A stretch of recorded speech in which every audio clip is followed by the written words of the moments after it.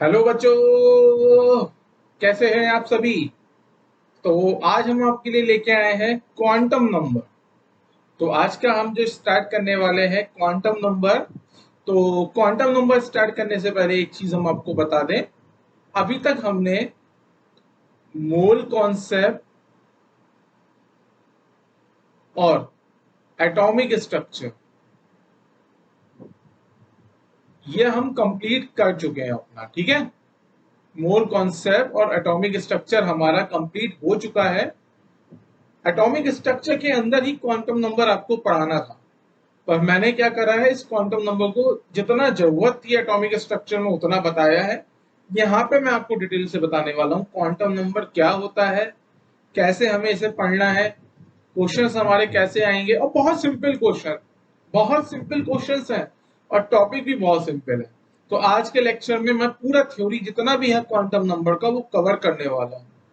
तो स्टार्ट करते हैं हम अपना आज का लेक्चर। तो हमारा नाम है अंकित और ये आपका यूट्यूब चैनल है, नाम है इसका नॉलेज पावर प्लस केबी प्लस। और आज का हमारा जो लेक्चर सीरीज है उसका नाम है क्वांटम नंबर। तो पढ़ते हैं क्वांटम नंबर, समझते हैं कि क्वांटम नंबर क्या होता है। तो एक छोटा सा बैकग्राउंड मैं देना चाहता हूं कि जब हमने आपको एटॉमिक स्ट्रक्चर पढ़ाया तो एटॉमिक स्ट्रक्चर के अंदर एक टॉपिक आपने पढ़ा है जिसका नाम है वेव और क्वांटम मैकेनिकल मॉडल। टॉपिक का नाम लिख देता हूं मैं, वेव और क्वांटम मैकेनिकल मॉडल। तो बेटा इस मॉडल के अंदर हमको पूरा मॉडल पढ़ने के बाद एक आइडिया लगा कि पूरा एटम क्या स्ट्रक्चर होता कैसे है। तो ये मॉडल जब हमने ये पढ़ा जिसका नाम है wave of quantum mechanical model, तो इसके बाद हमें एक आइडिया लगा। क्या आइडिया लगा? हमें पता चला कि अगर हम एटम की बात करेंगे तो एटम के अंदर क्या क्या होंगे। एटम के अंदर होंगे शेल, जिसको हम ऑर्बिट भी बोलते हैं। और शेल के अंदर हमें क्या मिलते हैं? सब शेल। शेल के अंदर बेटा क्या है? सब शेल। और सब शेल के अंदर होते हैं हमारे ऑर्बिटल। और ऑर्बिटल के अंदर हमें क्या मिलेंगे? इलेक्ट्रॉन, ठीक है। और एक ऑर्बिटल के अंदर मैक्सिमम जो इलेक्ट्रॉन होते हैं, मैक्सिमम इलेक्ट्रॉन होते हैं दो। एक ऑर्बिटल के अंदर मैक्सिमम दो इलेक्ट्रॉन हमारे रहते हैं, ठीक है। अगर हम बात करते हैं शेल, शेल के अंदर सब शेल, सब शेल के अंदर ऑर्बिटल, ऑर्बिटल के अंदर हमारा होता है दो इलेक्ट्रॉन। अब क्वेश्चन आता है कि सर ऑर्बिटल क्या होता है। तो एटम क्या है बेटा? एटम हमारा स्फेरिकल है। तो एटम के अंदर 3D रीजन, जहां पे इलेक्ट्रॉन होने की प्रोबेबिलिटी, जहां पे इलेक्ट्रॉन के होने की संभावनाएं सबसे ज्यादा है, उसको हम बोलते हैं ऑर्बिटल। तो ऑर्बिटल के लिए आप डेफिनेशन में लिख सकते हो, a region in a 3D, a region in a 3D where electron finding probability, electron finding probability maximum. तो 3D के अंदर एक वो रीजन जहां पे इलेक्ट्रॉन पाने की संभावना मैक्सिमम है, उसको हम बोलते हैं अपना बेटा ऑर्बिटल। अब आगे देखिए, जिन बच्चों ने थोड़ा बहुत भी एटॉमिक स्ट्रक्चर पढ़ रखा है उनको समझाना जरूरी है कि बेटा क्वांटम नंबर हवा में नहीं आए। क्वांटम नंबर का आइडिया कैसे लगा, क्या है पूरा बैकग्राउंड, वो समझाने की मैं कोशिश कर रहा हूं। बट पूरा ये बैकग्राउंड मतलब एक हिस्ट्री वाला पार्ट है। इसके बाद आपने बेटा एटॉमिक स्ट्रक्चर में एक टॉपिक पढ़ा है जिसका नाम है श्रोडिंजर इक्वेशन। Schrödinger equation. अब हमारे श्रोडिंजर अंकल ने क्या करा, एक बाउंड इलेक्ट्रॉन के लिए एक वेव फंक्शन डिफाइन किया। वेव फंक्शन क्या होता है? क्योंकि इलेक्ट्रॉन के पास जो मोशन होता है वो वेव मोशन होता है। और किसी भी वेव की आप जो मैथमेटिकल फॉर्म में एक्सप्रेस करते हो वेव को, तो जो मैथमेटिकल एक्सप्रेशन होता है उसी को हम बोलते हैं वेव फंक्शन। तो श्रोडिंजर ने क्या करा, एक बाउंड इलेक्ट्रॉन के लिए वेव फंक्शन डिफाइन करा। अब वो जो वेव फंक्शन था वो था del two psi over del X square plus del two psi over del Y square plus del two psi over del Z square plus 8 pi square E over 8 pi square M over H square E minus V psi is equal to 0। तो बेटा ये पूरी की पूरी कहानी किसने क्या करी है? ये वेव फंक्शन है फॉर द बाउंड इलेक्ट्रॉन। मैं यहां लिख भी देता हूं यहाँ पे, wave function for bound electron. ठीक है, तो ये किसने डिस्कवर किया है? श्रोडिंगर ने। श्रोडिंगर ने बताया था कि जो बाउंड इलेक्ट्रॉन होता है उसके लिए वेव फंक्शन इस तरीके का होता है, जिसको हमने बताया भी था आपको कि ये कैसा है हमारे पास, second order partial derivative differential equation है। कैसी इक्वेशन है ये, आप लिख भी सकते हो यहाँ पे, second order partial differential form. अब हुआ क्या बेटा, यहां से कहानी सुनो, कहानी में यहां से मजा आएगा। जब हमने इस श्रोडिंगर इक्वेशन को क्या करा, सॉल्व करा, तो सॉल्व करने पे हमें क्या मिले बेटा, हमको मिले तीन वेरिएबल।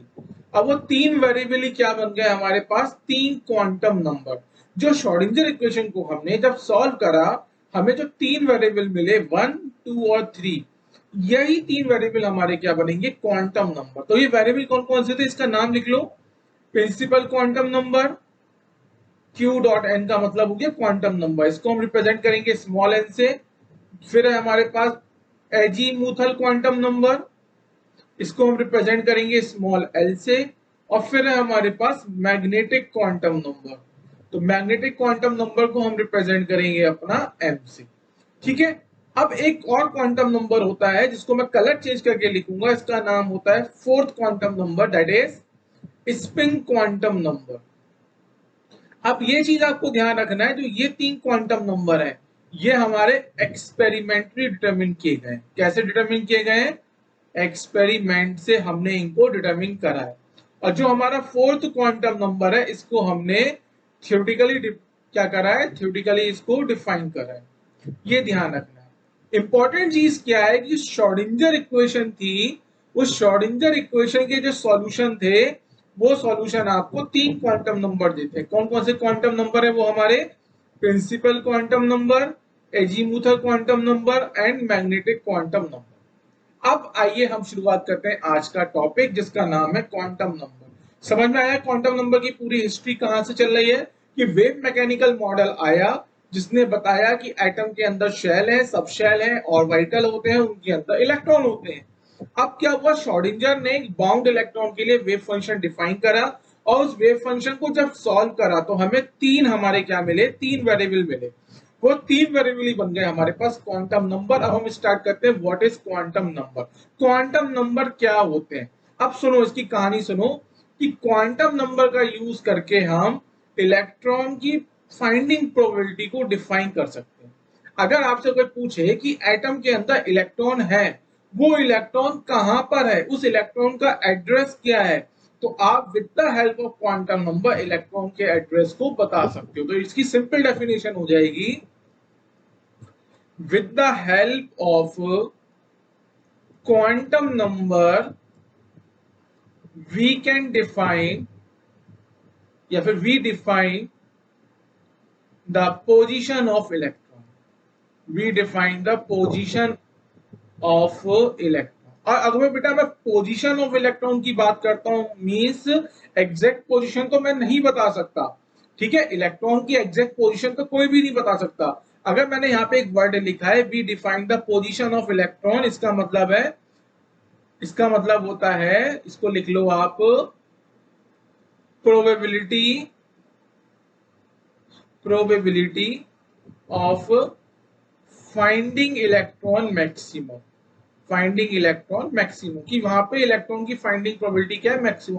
फॉर एग्जांपल बेटा देखो, आप एक बच्चा है, वो उसका काम क्या है, वो घर से स्कूल जाता है, स्कूल से घर आता है।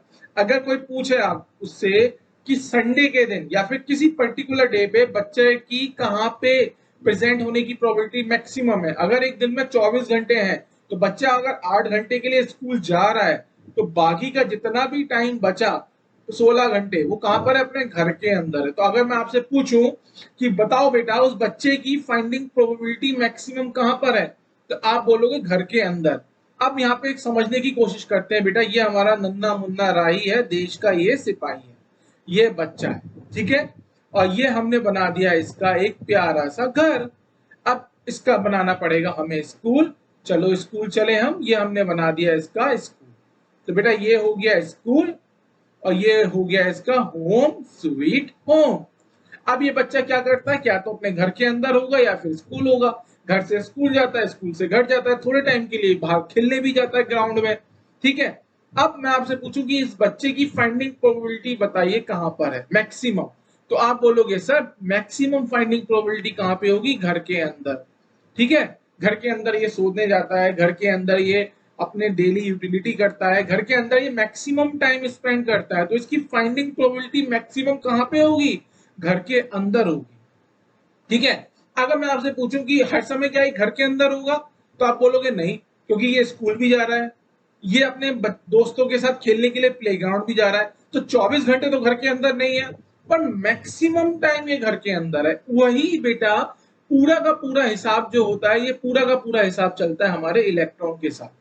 जहां हम बोलते हैं कि फाइंडिंग प्रोबेबिलिटी की बात करते हैं, मींस 3D में वो रीजन जहां पे इलेक्ट्रॉन के होने की प्रोबेबिलिटी मैक्सिमम है, मतलब कि मैक्सिमम टाइम अगर आप इलेक्ट्रॉन की पोजीशन को लोकेट करोगे तो वो वहीं पे मिलेगा।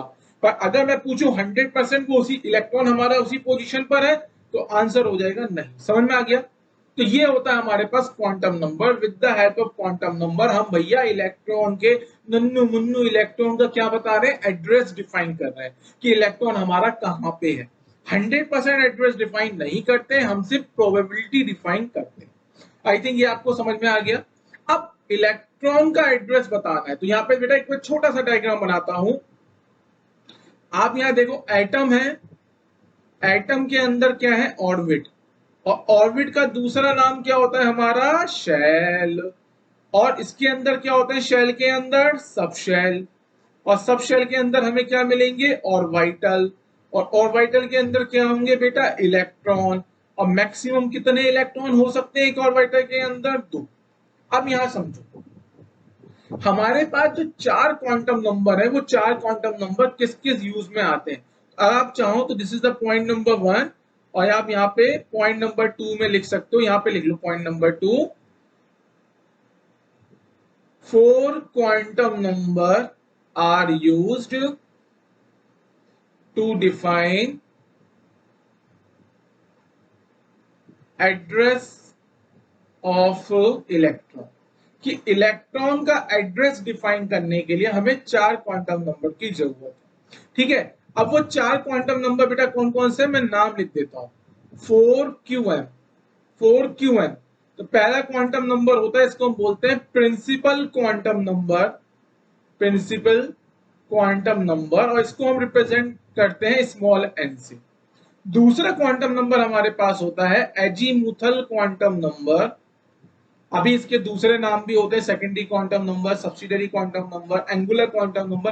बेटा ये सब मैं आपको बाद में लिखवा दूंगा, अभी आप ये समझ लो azimuthal quantum number, that is N. तीसरा क्वांटम नंबर होता है हमारे पास मैग्नेटिक क्वांटम नंबर।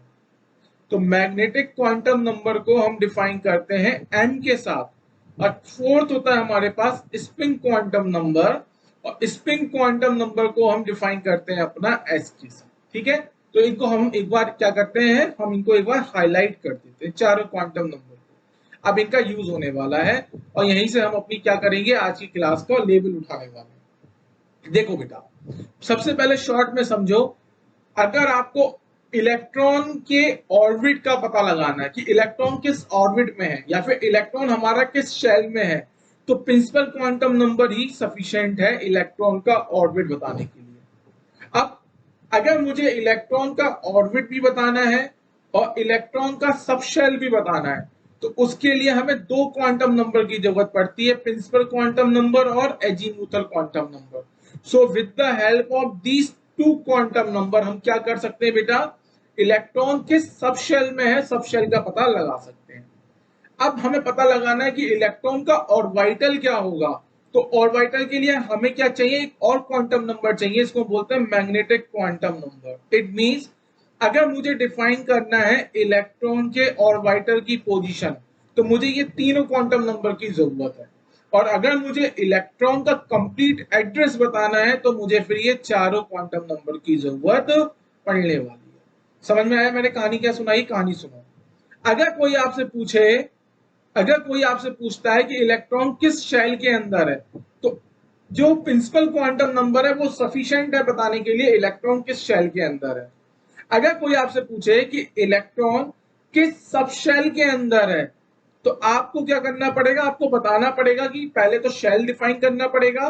तो शेल के लिए एन की जरूरत है, आपको प्रिंसिपल क्वांटम नंबर की जरूरत है, उसके बाद आपको सब शेल डिफाइन करना पड़ेगा, तो आपको एजीमुथर क्वांटम नंबर की जरूरत है। इट मींस अगर मुझे इलेक्ट्रॉन का सब शेल डिफाइन करना है, तो इलेक्ट्रॉन का सब शेल डिफाइन करने के लिए मुझे दो क्वांटम नंबर की जरूरत है। वो कौन कौन सा है?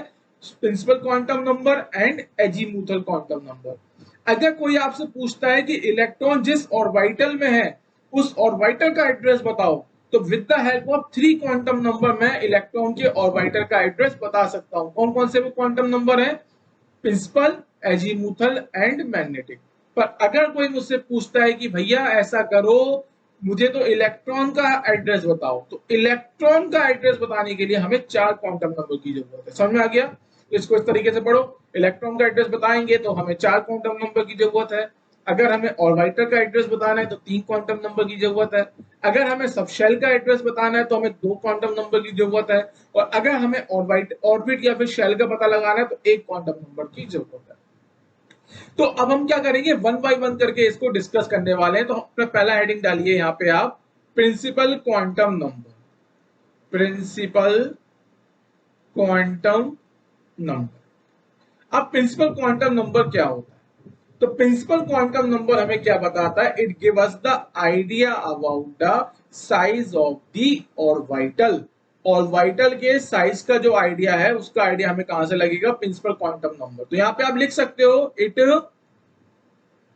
give information, it give information about size of orbital। अगर हमें ऑर्बिटल का साइज पता करना है तो हम प्रिंसिपल क्वांटम नंबर से बता सकते हैं। अब प्रिंसिपल क्वांटम नंबर को हम जो डिनोट करते हैं वो डिनोट करते हैं स्मॉल एन से। तो हम यहाँ लिख लिए पॉइंट नंबर 2 में, it is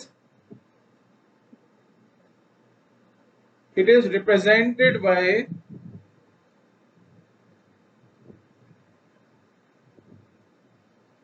स्मॉल एन। इसको हम स्मॉल एन के साथ क्या करते हैं बेटा? रिप्रेजेंट करते हैं। तो it is represented by small N.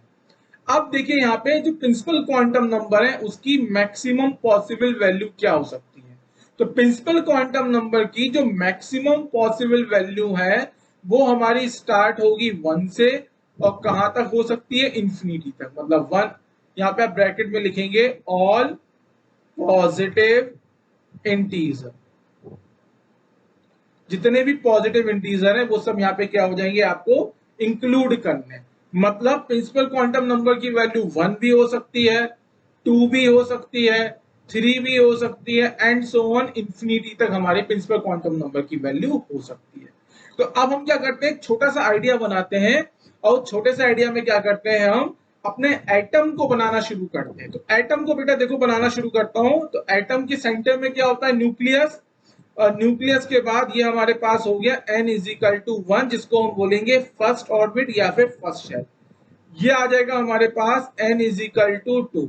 n is equal to 2 का मतलब क्या हो गया? सेकेंड ऑर्बिट और सेकेंड शेल। अब ये हमारे पास आ जाएगा n is equal to 3 and so on. इस तरीके से देखो एटम बनना शुरू हो गया। एटम हमने कैसे बनाया? एटम को बनाने के लिए हमने अभी तक सिर्फ शेल का यूज करा है। समझ में आ रही है बात? कहानी क्या है इसको देखो फिर से नए पेज पे बताता हूं। एक तो आ गया हमारा न्यूक्लियस, ये आ गया हमारे पास n is equal to 1, this is n is equal to 2 and this is n is equal to 3। ये क्या है हमारे पास बेटा? n is equal to 3। अब आगे देखो कहानी सुनो। कहानी क्या है?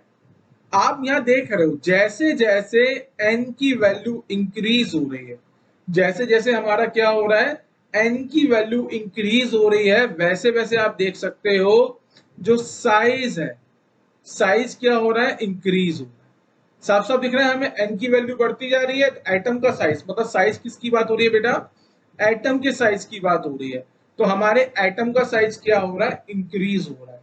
अब यहाँ पे आप नोट करके लिख सकते हैं कि एग्जाम में हो सकता है आपको कोई क्वेश्चन इस तरीके से दिख जाए n इज इक्वल टू 1 को हम बोलते हैं k shell, n is equal to 2 इसको हम बोलते हैं l shell, n is equal to 3 इसको हम बोलते हैं m shell, n is equal to 4 इसको हम बोलते हैं n शेल, ठीक है, एंड सो ठीक है, के एल एम एन।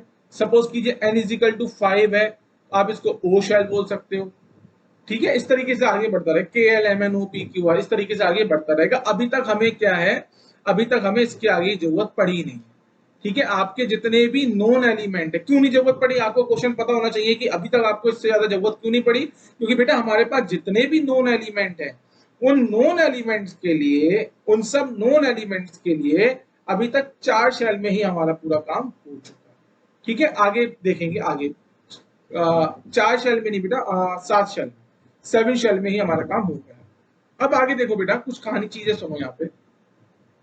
तो जैसे जैसे हमारी n की वैल्यू इंक्रीज हो रही है, वैसे वैसे क्या हो रहा है, एटम का साइज हमारा क्या हो रहा है, एटम का साइज हमारा बढ़ता जा रहा है। इसका मतलब, अब एक बात बताओ, शेल के अंदर बेटा क्या है, सब शेल, और सब शेल के अंदर क्या है, ऑर्बिटल, ऑर्बिटल के अंदर क्या है, इलेक्ट्रॉन। तो यहां से आपको एक आइडिया लगा, क्या आइडिया लगा, इलेक्ट्रॉन बेसिकली रहता कहां पर है, इलेक्ट्रॉन हमारा प्रेजेंट कहां पर है, इलेक्ट्रॉन हमारा शेल के अंदर ही है ना, इलेक्ट्रॉन शेल के बाहर थोड़ी ना है, शेल है, शेल के अंदर क्या है, शेल के अंदर हमारे सब शेल है, सब शेल के अंदर क्या है, सब शेल के अंदर हमारा ऑर्बिटल है, ऑर्बिटल के अंदर हमारा इलेक्ट्रॉन है। जैसे इस तरीके से समझो एक घर है, तो हम क्या, हम घर के अंदर रहते हैं, घर के अंदर कहाँ रहते हैं, हम कमरे में रहते हैं, कमरा हमारा कहाँ पर है, ग्राउंड फ्लोर पर है, फर्स्ट फ्लोर पर है, ये हो गया। उस कमरे में मेरे अलावा कितने लोग रहते हैं, ये हो गया। तो बेसिकली मैं रहता तो घर के अंदर हूं ना, घर के अंदर का मतलब मैं कमरे के अंदर हूं, मेरा कमरा चाहे ग्राउंड फ्लोर पे हो चाहे फर्स्ट फ्लोर पे हो, है तो मेरा कमरा घर के अंदर, मेरे कमरे में चाहे 5 लोग रहते हो, पर है तो हम घर के अंदर है। वही कहानी है कि इलेक्ट्रॉन भी बेसिकली है तो शेल के अंदर, सब शेल भी तो शेल के अंदर ही है, ऑर्बिटल भी तो सब शेल के अंदर है, इलेक्ट्रॉन भी तो ऑर्बिटल के अंदर है। पर कहने का मतलब क्या है, इलेक्ट्रॉन मेरा है तो शेल के अंदर। तो हो क्या रहा है बेटा, जैसे जैसे शेल एन की वैल्यू बढ़ती है, एन हमारे पास क्या है, एन आप लिख लो यहाँ पे, shell number.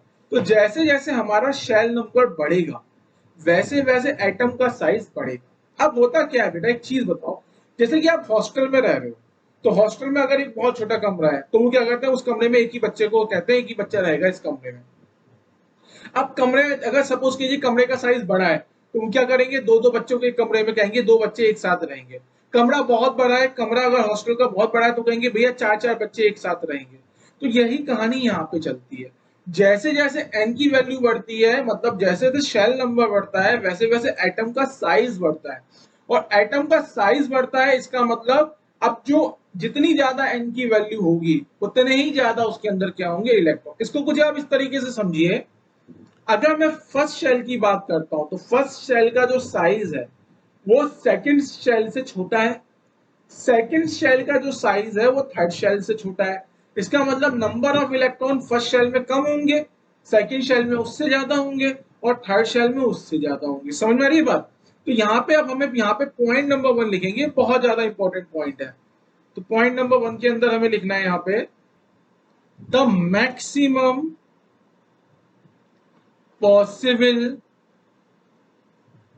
Electron in a shell, कि किसी भी शेल के अंदर जो मैक्सिमम पॉसिबल इलेक्ट्रॉन है वो कितने होंगे बेटा, 2n²। यहाँ पे लिख लेंगे हम, इंपॉर्टेंट पॉइंट है कि एक शेल के अंदर हम कितने इलेक्ट्रॉन को रख सकते हैं। तो किसी भी शेल के अंदर जो मैक्सिमम वैल्यू होगी इलेक्ट्रॉन की, वो कितनी होगी, 2n² होगी। इसको समझता हूं, समझाता हूं मैं आपको इस तरीके से बेटा। देखो, ये हमारे पास हो गया न्यूक्लियस, और ये हो गया हमारे पास n इज इक्वल टू 1, ये हमारे पास हो गया n इज इक्वल टू 2, ये हमारे पास हो गया n इज इक्वल टू 3। अब हमें दिख रहा है कि जैसे जैसे हमारी n की वैल्यू इंक्रीज हो रही है, वैसे वैसे जो एटम का साइज है, एटम का साइज हमारा इंक्रीज हो रहा है। इसका मतलब अब शेल के अंदर जो नंबर ऑफ इलेक्ट्रॉन है वो इंक्रीज करेंगे। तो फर्स्ट शेल के अंदर जो नंबर ऑफ इलेक्ट्रॉन होंगे, that is 2 into 1² is equal to 2। तो फर्स्ट शेल के अंदर बेटा कितने इलेक्ट्रॉन होंगे, 2 इलेक्ट्रॉन। अब देखिए शेल नंबर 2 की बात करते हैं। तो शेल नंबर 2 के अंदर इलेक्ट्रॉन कितने होंगे बेटा, 2n² that is equal to 2 into 2² that is equal to 8। इसका मतलब शेल नंबर 2 के अंदर बेटा कितने इलेक्ट्रॉन होंगे, 8 इलेक्ट्रॉन होंगे। शेल नंबर 3 की बात करता हूं, तो शेल नंबर 3 के अंदर कितने इलेक्ट्रॉन होंगे, 2 इंटू 3 का square that is equal to 18। तो शेल नंबर 3 के अंदर बेटा कितने इलेक्ट्रॉन आएंगे, 18 इलेक्ट्रॉन आएंगे। समझ में आ रहा है कि हम शेल के अंदर नंबर ऑफ इलेक्ट्रॉन बढ़ा क्यों रहे हैं, क्योंकि शेल का साइज बढ़ रहा है। शेल का साइज बढ़ रहा है मतलब शेल बड़ा हो रहा है, शेल बड़ा हो रहा है इसका मतलब नंबर ऑफ इलेक्ट्रॉन क्या है उसके अंदर अब ज्यादा आएंगे। अब आगे की कहानी सुनो, इसके अंदर है क्या। अब नेक्स्ट पॉइंट डाल के इसमें लिखो, पहले मैं यहाँ पे स्टार बना के इसे लिखवाता हूँ, ठीक है, स्टार बना के मैं इसे लिखवा देता हूँ। तो पॉइंट क्या है हमारे पास, the number of sub shell in a particular shell, किसी पर्टिकुलर शेल के अंदर जो सब शेल होंगे, कितने सब शेल होंगे, इसका फॉर्मूला बता रहा हूं। The number of sub shell in a particular shell is equal to shell number. कितने शेल होंगे बेटा, शेल नंबर के इक्वल। फॉर एग्जाम्पल अगर मेरे पास n इज इक्वल टू 1 है, तो फर्स्ट शेल के अंदर अगर मैं सब शेल की बात करता हूं तो फर्स्ट शेल के अंदर सब शेल कितने होंगे, 1, क्योंकि n की वैल्यू कितनी है, 1। तो फर्स्ट शेल के अंदर सब शेल कितने हो गए हमारे पास, 1। अगर मेरे पास n इज इक्वल टू 2 है, तो n इज इक्वल टू 2 का मतलब सेकेंड शेल के अंदर कितने सब शेल होंगे, तो सेकेंड शेल के अंदर जो सब शेल होंगे इज इक्वल टू 2। तो हमने क्या लिखवाया, the number of sub shell in a particular shell is equal to shell number. The number of sub shell in a particular shell is equal to shell number. अगर मैं आपसे पूछूं कि shell number 3 n is equal to 3 क्या है, मेरे पास एक shell है, ठीक है, और शेल नंबर कौन सा है, शेल नंबर 3 है। आप इसको बोल सकते हो ऑर्बिट नंबर 3 भी बोल सकते हो। तो ऑर्बिट नंबर 3 या फिर शेल नंबर 3 के अंदर बेटा सब शेल कितने होंगे, तो आप बोलोगे 3 ही सब शेल होंगे। अब हमारा क्या हुआ, कुछ एटम के अंदर क्या हो रहा है, मॉडिफिकेशन हो रही है। कैसे मॉडिफिकेशन हो रही है इसको समझते हैं। ये तो बेटा हमारा हो गया न्यूक्लियस, ये हो गया हमारे पास n इज इक्वल टू 1, मतलब ये कौन सी बात चल रही है, फर्स्ट शेल की बात चल रही है। और फर्स्ट शेल का दूसरा नाम क्या होता है, के शेल की बात हो रही है। अब यहाँ पे आया मेरे पास n is equal to 2, okay, ये हमारे पास कौन सा शेल हो गया, एल शेल हो गया। ये हमारे पास आ गया n is equal to 3, n is equal to 3 का मतलब ये हो गया हमारे पास एम शेल। बेटा ये आप थोड़ा सा ना कंफ्यूज मत होना कि सर आप ये कर क्या रहे हो। ये हम क्या करते हैं ना, पूरा स्पेयर नहीं ड्रॉ करते हैं, कंप्लीट स्पेयर ड्रॉ नहीं करते हैं, हम हाफ स्पेयर ड्रॉ करके आपको बता देते हैं। तो ये कुछ इस तरीके से कंप्लीट स्पेयर इस तरीके से होंगे, ठीक है। हम ही कंप्लीट स्पेयर ड्रॉ नहीं करते, हाफ पोर्शन ही ड्रॉ करके आपको समझा देते हैं। तो अगर अभी किसी के माइंड में ऐसा डाउट होगा ना, तो अब नहीं होना चाहिए कि सर आप ये स्मॉल सी आर्क बना दो, ये आर्क है क्या। बेसिकली ये हमारे पास क्या है, स्पेरिकल है, ये क्या स्पेयर है। तो कंप्लीट स्पेयर हम ना बना के क्या करते हैं, स्मॉल छोटी सी एक आर्क दिखा देते हैं, ठीक है। तो हम इसको डिलीट कर देते हैं। अभी हमने क्या बोला बेटा, शेल के अंदर क्या है, सब शेल। अब शेल के अंदर कितनी सब शेल होंगी, उसका आंसर क्या है, जो शेल नंबर है वही हो जाएंगी सब शेल। जैसे n इज इक्वल टू 1, तो n इज इक्वल टू 1 के अंदर अगर मैं सब शेल की बात करूंगा तो बेटा कितने सब शेल होंगे, एक ही सब शेल होगा। आप चाहे इसको अब आप शेल बोलो या फिर आप इसे सब शेल बोलो, एक ही बात है, ठीक है। अब आगे देखो, n इज इक्वल टू 2, तो n इज इक्वल टू 2 के अंदर अगर हम सब शेल पूछे कितने सब शेल होंगे, तो वो सब शेल होंगे 2। देखो यहाँ पे मैंने क्या करे, दो सब शेल दिखा दिए, ठीक है। अब ये पूरी कहानी सुनाऊंगा, एक बहुत प्यारी कहानी, ठीक है। ये हो गया हमारे पास सब शेल 1 और ये हो गया मेरे पास सब शेल 2। अब यहाँ देखो n is equal to 3, n is equal to 3 के अंदर बेटा कितने सब शेल, आंसर दो। तो सब शेल आ जाएंगे इसके अंदर 3, तो 3 सब शेल में बना के दिखा रहा हूं, ये मैंने 3 सब शेल बना के दिखा दिए। तो आप चाहो तो इसको लिख भी सकते हो इनके नाम, this is sub shell 1, this is sub shell 2 and this is sub shell 3। अब ये सब शेल बने क्यों, उसकी कहानी सुनो। सब शेल बने क्यों, तो इसकी कहानी क्या है बेटा, इसकी कहानी सुनते हैं आप। सपोज करिए, इस तरीके से समझिए, ये आपके पास क्या है बेटा, ये एक हॉस्टल का रूम है। मैं इसको क्या बता रहा हूं, हॉस्टल रूम। ये मेरे पास क्या एक हॉस्टल का रूम है, ठीक है। ये रूम बहुत बड़ा था। जब ये रूम बहुत बड़ा था तो क्या करा, वार्डन ने क्या बोला, वार्डन बोला कि भैया इस रूम के अंदर तो 5 बच्चे एक साथ रहेंगे।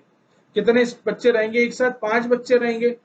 अब 5 बच्चों में क्या होता है बेटा, जब 5 बच्चे एक साथ रहते हैं तो किसी का पढ़ने का टाइम रात का होता है, किसी का सोने का टाइम रात में होता है, किसी को म्यूजिक सुनना अच्छा लगता है हेडफोन पे, किसी को स्पीकर पे गाने सुनने, कोई अपनी, समझ रहे हो ना, फोन पे बतिया रहा है, कोई क्या कर रहा है, किसी को साइलेंट रहना पसंद है। तो होता क्या बेटा, जितना बच्चे जब ज्यादा रहते हैं एक साथ तो उनके बीच में क्या आता है, रिपल्शन आती है। रिपल्शन का मतलब, और वही दूसरे को बोलेंगे अबे हल्के बोल मैं पढ़ रहा हूँ, अबे लाइट बंद कर मैं सो रहा हूँ, अबे बाहर जाके बात कर डिस्टर्ब हो रहा है, अबे हंस मत कंसंट्रेशन नहीं हो रहा है। तो उनके बीच में क्या आता है बेटा, रिपल्शन आता है।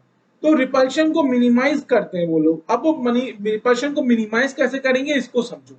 तो रिपल्शन को मिनिमाइज करने के लिए बोला कि बेटा एक काम करते हैं हम सब, तुम आपस में एक दूसरे से मैक्सिमम डिस्टेंस पे रहते हैं, हम सब आपस में एक दूसरे से कैसे रहेंगे, मैक्सिमम डिस्टेंस पे रहेंगे। तो उसने बोला एक काम करो बेटा, रूम के अंदर कितने कोने, 4 कोने, तो 4 कोने में बोला 4 बेड लगा दो। 4 कोने में कितने बेड लगा दो बेटा, 4 बेड लगा दो। और एक बेड को लगा दो रूम के बीच में, एक बेड को कहाँ लगा दो, रूम के बीच में। उन्होंने बोला बेटा अब हम क्या हो गए, अब हम आपस में एक दूसरे से जितने ज्यादा मैक्सिमम डिस्टेंस पे रह सकते थे, हम आपस में एक दूसरे से मैक्सिमम डिस्टेंस पे रह रहे हैं, ठीक है। तो अब हुआ क्या, अगर कोई इंसान बेटा मून से देख रहा होगा, है ना, मून से आपको देख रहा होगा, तो उसको तो बेटा सिर्फ ये रूम ही दिखेगा, उसको क्या दिखेगा, ये रूम ही दिखेगा। पर बेटा अगर कोई इंसान इस रूम की छत से अंदर झांक के देखेगा तो उसको क्या दिखेगा, उसको दिखेगा कि भैया यहाँ तो 3 रो बन गई हैं। या ऐसे देख लो, कितने बेटा क्या बन गई है, 3 रो बन गई है। कितनी रो बन गई है बेटा, एक ही रूम के अंदर 3 रो में बच्चे रह रहे हैं। एक रूम तो एक ही है, रूम हमारे पास क्या है, रूम तो हमारे पास एक ही है, पर उस एक रूम के अंदर जो 5 बच्चे थे वो 5 बच्चे कैसे अरेंज हो गए, 3 रूम में अरेंज हो गए, सो दैट वो अपने क्या कर सके, अपने रिपल्शन को मिनिमाइज कर पाए। क्या मिनिमाइज कर पाए, रिपल्शन को मिनिमाइज कर पाए। पर कोई बंदा अगर मून से देखेगा तो मून से देखने पे उसको क्या दिखेगा, सिर्फ ये रूम दिखेगा बस, उसको एक छोटा सा डॉट दिखेगा, रूम दिखेगा, उसको ये नहीं दिखेगा कि रूम के अंदर क्या है, रो बन गई है। यही हालत होती है एटम की। कैसे होती है समझो, ये तो बेटा हमारे पास हो गया न्यूक्लियस, और ये हो गया हमारे पास शेल नंबर 1, और ये हो गया मेरे पास शेल नंबर 2। अब शेल नंबर 2 में क्या था, अगर हम शेल नंबर 1 के अंदर सब शेल पूछें तो शेल नंबर 1 के अंदर जो सब शेल आएंगे वो सब शेल आएंगी 1। पर शेल नंबर 2 के अंदर बेटा जो कितने शेल सब शेल आ रही है, 2। ये 2 सब शेल बनी क्यों, इसका रीजन क्या था बेटा, शेल नंबर 1 के अंदर जो इलेक्ट्रॉन है वो इलेक्ट्रॉन कितने 2n स्क्वायर, इसका मतलब कितने इलेक्ट्रॉन है शेल नंबर 1 के अंदर, 2 इलेक्ट्रॉन। पर शेल नंबर 2 के अंदर जो इलेक्ट्रॉन है दैट इज 2n स्क्वायर, और कितने इलेक्ट्रॉन आ जाएंगे, 8 इलेक्ट्रॉन। समझ में आ रहा है, बड़ा शेल है तो ज्यादा इलेक्ट्रॉन आएंगे, ज्यादा इलेक्ट्रॉन आ गए, देखो यहाँ 8 इलेक्ट्रॉन मैं बना देता हूँ, 1 2 3 4 5 6 7 8। अब यहाँ देखो कितने इलेक्ट्रॉन आ गए बेटा, 8 इलेक्ट्रॉन। अब बड़ा शेल था, ज्यादा इलेक्ट्रॉन आए तो इसकी वजह से क्या आ गया, इसकी वजह से आ गया इलेक्ट्रॉनिक रिपल्शन। इलेक्ट्रॉन इलेक्ट्रॉन के ऊपर कैसा चार्ज होता है, नेगेटिव चार्ज होता है। तो इलेक्ट्रॉन इलेक्ट्रॉन आपस में क्या करेंगे, एक दूसरे को रिपेल करेंगे, तो इनके बीच में क्या आएगा, इलेक्ट्रॉनिक रिपल्शन। अब वो इलेक्ट्रॉनिक रिपल्शन की वजह से क्या होगा बेटा, उस इलेक्ट्रॉनिक रिपल्शन की वजह से इलेक्ट्रॉन क्या करेंगे, अपने आप को एडजस्ट कर लेंगे, कुछ आगे कुछ पीछे, कुछ आगे कुछ पीछे, कुछ आगे कुछ पीछे। अब ये रिपल्स कैसे होगा देखो। तो हुआ क्या भाई, ये कहानी चली, कहानी ये चली कि यहाँ देखते हैं हम इसको फिर से। तो ये तो न्यूक्लियस था, ये हमारे पास n इजिकल टू 1 था, और ये हमारे पास n इजिकल टू 2 है, और इस n इजिकल टू 2 के अंदर क्या बन गया बेटा, n इजिकल टू 2 के अंदर आ गई है हमारी सबशेल। ये हमारे पास क्या है, सबशेल 1, सबशेल 1, और ये हमारे पास आ जाएगी सबशेल 2। सबशेल 1 और सबशेल ये क्या आ गए हमारे पास, 2 आ गए। अब हुआ क्या, जो टोटल इस शेल के अंदर इलेक्ट्रॉन है वो इलेक्ट्रॉन कितने, 8 इलेक्ट्रॉन। तो कुछ इलेक्ट्रॉन क्या करेंगे, कुछ इलेक्ट्रॉन हमारे चले जाएंगे फर्स्ट सब शेल के अंदर और कुछ इलेक्ट्रॉन हमारे चले जाएंगे बेटा सेकंड सब शेल के अंदर। कितने इलेक्ट्रॉन कौन से सब शेल में जाएंगे अभी हमें ये नहीं पता, अभी हमें सिर्फ इतना पता है कि क्योंकि n की वैल्यू बढ़ रही है, साइज बढ़ रहा है, नंबर ऑफ इलेक्ट्रॉन बढ़ रहे हैं, तो इलेक्ट्रॉन अपने इलेक्ट्रॉनिक रिपल्शन को कम करने के लिए क्या करेंगे, आगे पीछे अरेंज हो जाएंगे। इसी को हम बोलते हैं सबशेल। समझ में आ गई सबशेल बने क्यों? सबशेल इसलिए बने क्योंकि इलेक्ट्रॉन एक साथ नहीं रह पा रहे थे, उनके बीच में क्या था, इलेक्ट्रॉनिक रिपल्शन। तो उस इलेक्ट्रॉनिक रिपल्शन को कम करने के लिए इलेक्ट्रॉन क्या हो गए, आगे पीछे। एक और एग्जांपल से समझाता हूं तो मजा आएगा आपको। सपोज करो ये हमारे पास क्या है बेटा, एक कार है। ये क्या बना रहा हूं मैं, एक कार बना रहा हूं, ठीक है। इस तरीके से एक कार बना देता हूं मैं, छोटी सी मोटी सी प्यारी सी मैंने बनाई एक कार है, ये बन गई हमारी कार। अब बेटा ये है कार की बैक सीट, ये है कार की क्या बेटा, बैक सीट। अब सपोज करो कार की बैक सीट पे अगर एक ही बच्चे को बैठना है, वो तो मस्ती से बैठेगा, नाचेगा, गाएगा, ऐश करेगा, लेटेगा, कूदेगा, उसको तो कोई रोक टोक ही नहीं है, क्योंकि भैया वो तो एक पूरी सीट है और बच्चा भी हमारे पास क्या है बेटा, एक ही बच्चा है, एक ही बच्चा है। अब मैं आपको बोलूं कि भैया इस सीट पे काम करो, आप 5 बच्चे बैठा दो। कितने, 5 किड आप बैठा लो। अब सीट छोटी है, बच्चे मोटे हैं, और बच्चे भी कैसे, छोटे मोटे बच्चे हैं, वो भी मोटे। क्या करेंगे अब वो बेटा, कैसे बैठेंगे समझो। बैठना तो सीट पे ही है, तो क्या होगा बेटा, कुछ बच्चे आगे होके बैठेंगे, कुछ बच्चे पीछे होके बैठेंगे, कुछ बच्चे आगे, कुछ बच्चे पीछे, कुछ बच्चे आगे, कुछ बच्चे पीछे। तो अब हमें देखा यहाँ पे, अरे ये बच्चे तो बड़े गजब है यार, इन्होंने तो क्या करा, इन्होंने तो अपनी एक ही सीट के अंदर 2 रो में बच्चे बैठ गए। सीट तो एक ही है, बच्चे जो आगे हो गए बैठे, कुछ बच्चे पीछे हो गए बैठे। तो हमने देखा पास जाके, भैया बच्चों ने तो एक ही सीट के अंदर अपने 2 रो में अपना अरेंजमेंट कर लिया। तो क्यों करा अरेंजमेंट, क्योंकि उन्होंने अपने रिपल्शन को मिनिमाइज करना था। अगर कोई आपसे पूछे कार की सीट कितनी है, कार की बैक सीट कितनी है, आप बोलोगे एक, कार के पास तो भैया एक ही बैक सीट है। उस एक बैक सीट पे बच्चों ने क्या करा, 2 रो के अंदर बैठ गए। तो यही कहानी बेटा यहाँ पे होती है। कैसे होती है समझो इसको, इंपॉर्टेंट चीजें बता रहा हूं। सपोज करो this is n is equal to 3, n is equal to 3, इसका मतलब ये हो गया हमारे पास शेल नंबर 3। तो शेल नंबर 3 के अंदर बेटा नंबर ऑफ सब शेल कितने होंगे, तो नंबर ऑफ सब शेल हमारे पास हो जाएंगे 3। कितने सब शेल होंगे, 3। अब वो 3 सब शेल कैसे होंगे दिखाता हूं। ये हो गया हमारे पास 3 सब शेल, आप चाहो लिख लो sub shell 1, this is sub shell 2 and this is sub shell 3। अब इलेक्ट्रॉन क्या करेंगे, क्योंकि n इजिकल टू 3 है, n इजिकल टू 3 के अंदर जो इलेक्ट्रॉन आएंगे वो इलेक्ट्रॉन कितने आएंगे, 2n स्क्वायर के हिसाब से 18 इलेक्ट्रॉन। नंबर ऑफ इलेक्ट्रॉन बढ़ गया भैया, नंबर ऑफ इलेक्ट्रॉन बढ़ गया, नंबर ऑफ इलेक्ट्रॉन बढ़ गया तो इलेक्ट्रॉनिक रिपल्शन बढ़ गया। अब 2 सब शेल में काम नहीं चल रहा, अब 3 सब शेल में काम चल रहा है। समझ रहे हो कैसे, यहां देखो, जैसे कि एक सीट थी, पहले इस सीट पे एक बच्चा था, मौजी से मौज काटता हुआ बैठ रहा था, जहां बैठता था वो एक ही रो बैठती थी, चाहे ये आगे होकर बैठे चाहे पीछे होकर बैठे, एक ही रो में बैठा हुआ है ना। अब नंबर ऑफ बच्चे बढ़ा दिया हमने, 5 बच्चे कर दिए साहब। जैसे ही आपने 5 बच्चे करे वैसे ही आपने देखा कि भैया 2 रो बन गई। अब हम नंबर ऑफ बच्चों को और बढ़ा दो। अब मैंने नंबर ऑफ बच्चे सपोज करें 8 बच्चे बैठा रहा हूँ यहाँ पे, कितने बच्चे, 8 बच्चे। तो वो 8 बच्चे बेटा क्या करेंगे, वो 3 रो बना लेंगे, वो 8 बच्चे क्या करेंगे बेटा, 3 रो बना के बैठ जाएंगे। तो यही कहानी होती है इलेक्ट्रॉन में कि शेल के अंदर सब शेल बन क्यों रहे हैं, क्योंकि वो इलेक्ट्रॉनिक रिपल्शन को मिनिमाइज कर रहे हैं। और इलेक्ट्रॉनिक रिपल्शन को मिनिमाइज करने के लिए क्या होंगे, इलेक्ट्रॉन आगे पीछे हो जाएंगे। ठीक है, तो अभी तक की बेटा जो कहानी चल रही थी उस कहानी को मैं समराइज करता हूं। समराइज करने पे अभी तक हमें क्या पता चला कि principal quantum number, principal quantum number, इसको हम डिनोट करेंगे n के साथ। किसी भी, इसको हम बोलते हैं शेल और ऑर्बिट, शेल और ऑर्बिट नंबर। इसकी जो पॉसिबल वैल्यू है वो पॉसिबल वैल्यू कहां से कहां तक होती है, 1 से लेके इंफिनिटी तक हो सकती है। ठीक है, इसके बाद हमने इसमें पहला फॉर्मूला पढ़ा कि number of electrons, number of electrons in a shell, कि एक शेल के अंदर जो नंबर ऑफ इलेक्ट्रॉन्स है वो कितने होंगे बेटा, 2n स्क्वायर। दूसरा हमने पढ़ा number of sub shell in a shell, that is equal to shell number, जो शेल नंबर है वही हो जाएंगे नंबर ऑफ सब शेल। अब तीसरी चीज बताते हैं, तीसरी चीज बताते हैं हम यहाँ पे, इंपॉर्टेंट चीजें, इसको भी नोट करना, इंपॉर्टेंट फॉर्मूला है ये। Number of orbital, number of orbital in a shell, कि एक शेल के अंदर बेटा नंबर ऑफ ऑर्बिटल कितने होंगे, that is equal to n square. कितने ऑर्बिटल होंगे बेटा, एन स्क्वायर। ठीक है, अब हम इसको समझेंगे।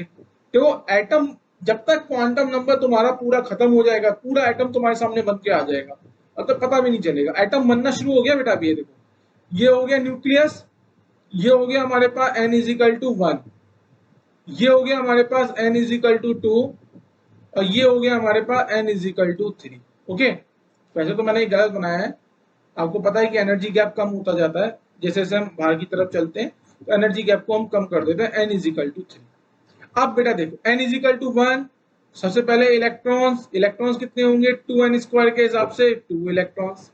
अगर मैं सब शेल की बात करूंगा तो सब शेल कितने होंगे, एक सब शेल होगा। अगर मैं ऑर्बिटल की बात करूंगा तो ऑर्बिटल कितने होंगे, n स्क्वायर के हिसाब से बेटा ऑर्बिटल कितने होंगे, ऑर्बिटल हमारे होंगे यहाँ पे 1। ऑर्बिटल कितने हो गए, 1। ये आपको ध्यान रखना है, ये इंपॉर्टेंट है, यही आने क्वेश्चन अगर आने तो बेटा हम क्या करेंगे, आज के बाद मैं लिखवा देता हूं, ऑर्बिटल को हम रिप्रेजेंट करेंगे अपना एक बॉक्स के साथ। ये हमारे पास एक स्क्वायर बॉक्स है, इस बॉक्स का मतलब है ऑर्बिटल। बेसिकली स्क्वायर बॉक्स क्या है, स्क्वायर बॉक्स बता रहा है कि ये रीजन है, ये रीजन है 3D में जहां पे इलेक्ट्रॉन होने की प्रोबेबिलिटी क्या है, मैक्सिमम। ऑर्बिटल का मतलब ही यही होता है, the probability where the finding electron is maximum, that is orbital. तो बेटा अब हम करना क्या वाले हैं, यहाँ देखो, तो हमने क्या करा, हमने यहाँ पे ऑर्बिटल बना दिए। हमने क्या करा, यहाँ पे ऑर्बिटल बना दिए। क्लियर है, कितने ऑर्बिटल बनाने थे बेटा, एक ऑर्बिटल बनाना था, एक सब शेल बनानी थी, 2 इलेक्ट्रॉन रखने थे। इलेक्ट्रॉन कितने, 2। ठीक है, बताएंगे बाद में, अभी आप ये समझ जाओ, इलेक्ट्रॉन हमने ऑर्बिटल बना दी। अब आगे कहानी देखो, n is equal to 2, electrons कितने आएंगे, 2n square, that is equal to 8। और सब शेल कितने आएंगे, सब शेल आ जाएंगे हमारे पास 2। तो आप क्या करो यहाँ पे बेटा, और यहाँ पे सब शेल बना दो। ये आपने क्या बना दिया बेटा, सब शेल। तो this is sub shell SS1, this is sub shell SS2। Clear है। ऑर्बिटल की अगर मैं बात करूंगा तो बेटा ऑर्बिटल कितने आ जाएंगे, n स्क्वायर के हिसाब से 4 ऑर्बिटल। n स्क्वायर के हिसाब से कितने ऑर्बिटल आएंगे, 4 ऑर्बिटल इसमें आ जाएंगे। अब देखिए यहाँ पे n इजिकल टू 3, तो नंबर ऑफ इलेक्ट्रॉन्स कितने हो जाएंगे, 2n स्क्वायर के हिसाब से हो जाएगा 18। अगर मैं सब शेल की बात करूंगा तो सब शेल हो जाएंगे 3।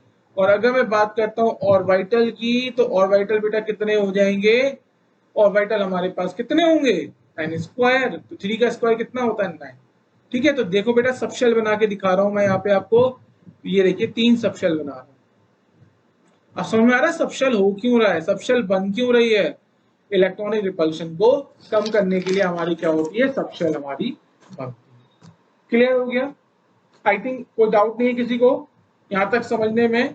Principal quantum number, principal quantum number में इतना ही आपको आइडिया लगना चाहिए, इतना सफिशिएंट। ठीक है, चलिए तो नेक्स्ट क्लास में पढ़ाता हूं मैं आपको एजीमुथल क्वांटम नंबर। तब तक के लिए आप एक बार इसका रिवीजन करो। ओके, चलो, ओके, बाय बाय।